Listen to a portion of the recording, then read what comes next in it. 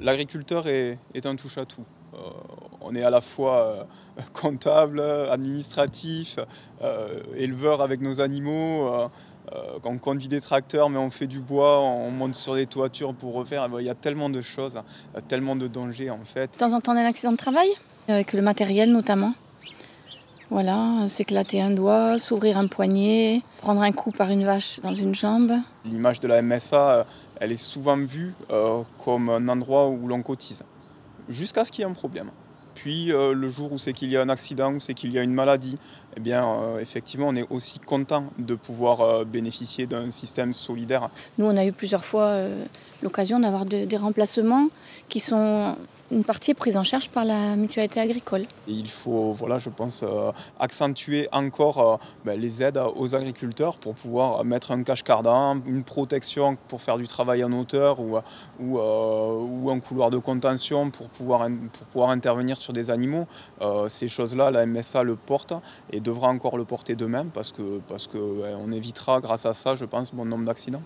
Je pense qu'il faut s'engouffrer là-dedans, il ne faut pas hésiter et à témoigner et à utiliser les outils qu'on nous donne et à se renseigner quand il arrive quelque chose. Voilà. Je trouve qu'il y a beaucoup d'agriculteurs qui ne connaissent pas même les conventions ou l'équipement qui doit être présent pour un salarié, etc. Et donc je pense que tout ce qui est formation, les gens ont souvent du mal à se décider pour y aller.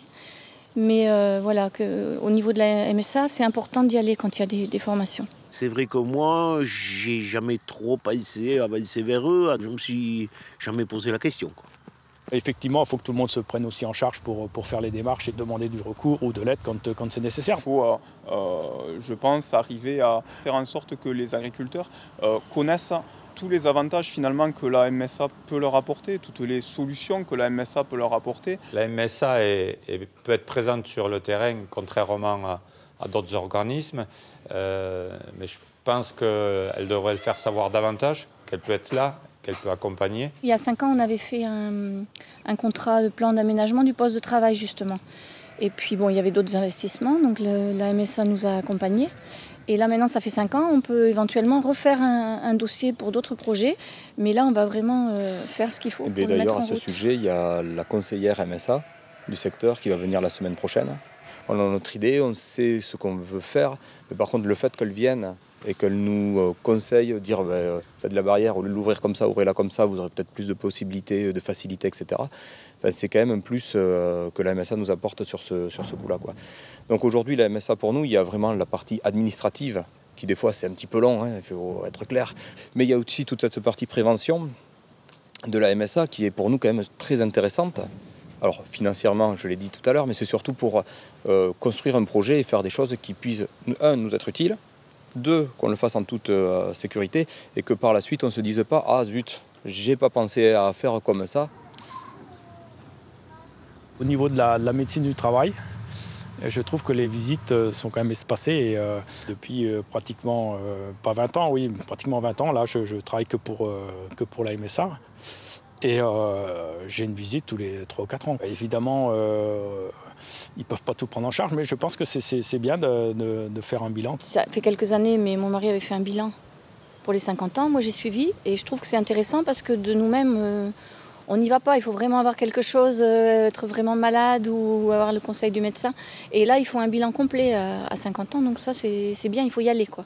Ça peut être assez général, quoi. Pas forcément pour des problèmes de santé, mais je pense que ça peut être l'occasion là, de discuter avec une personne et des conditions de travail, enfin des risques ou des problèmes que les salariés peuvent avoir sur leur lieu de travail. Enfin, c'est toujours, à chaque occasion, c'est toujours important de pouvoir communiquer, de dialoguer, quoi. J'ai eu des problèmes de santé qui ont fait que je ne reprendrai pas. Et je reconnais que la MSA, les assistantes m'ont bien soutenu parce que dans mon cas, si tu n'es pas soutenu, ces histoires à mal finir, quoi. Comme malheureusement on en voit souvent. Tellement de choses qui peuvent faire que du jour au lendemain, on passe de celui qui a fait ce dont il avait toujours rêvé à celui qui vit un cauchemar au quotidien. Tous ces aspects liés à l'usure morale, au ras-le-bol, sont des choses qui doivent vraiment être prises en compte dans les années à venir, peut-être encore plus que ce qu'elles sont aujourd'hui. On ne peut pas accepter le nombre croissant de suicides qu'il y a dans notre profession. Les agriculteurs, il y en a de moins en moins, qu'on fasse attention de conserver le peu qu'il y a. Et c'est vrai que c'est quand même assez effroyable de voir le nombre d'agriculteurs qui se suicident. Et c'est vrai qu'on en parle très peu. Donc c'est important aussi de voir le bien-être de la personne, de l'accompagner dans tous les pans de sa vie, quoi. Parce que certains sont encore bien isolés.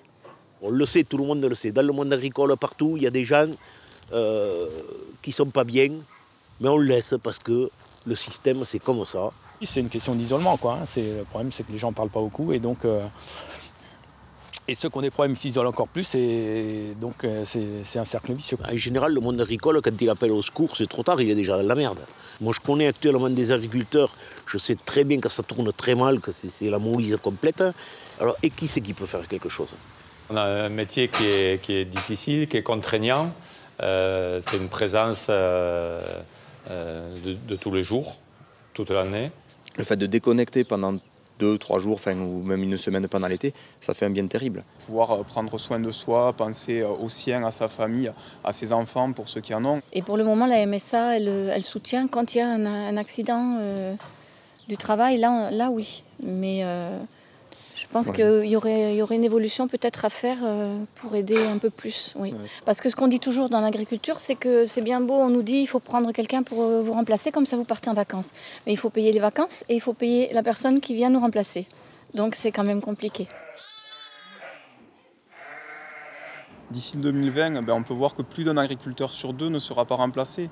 Il y aura beaucoup plus de retraités qu'aujourd'hui et beaucoup moins d'actifs.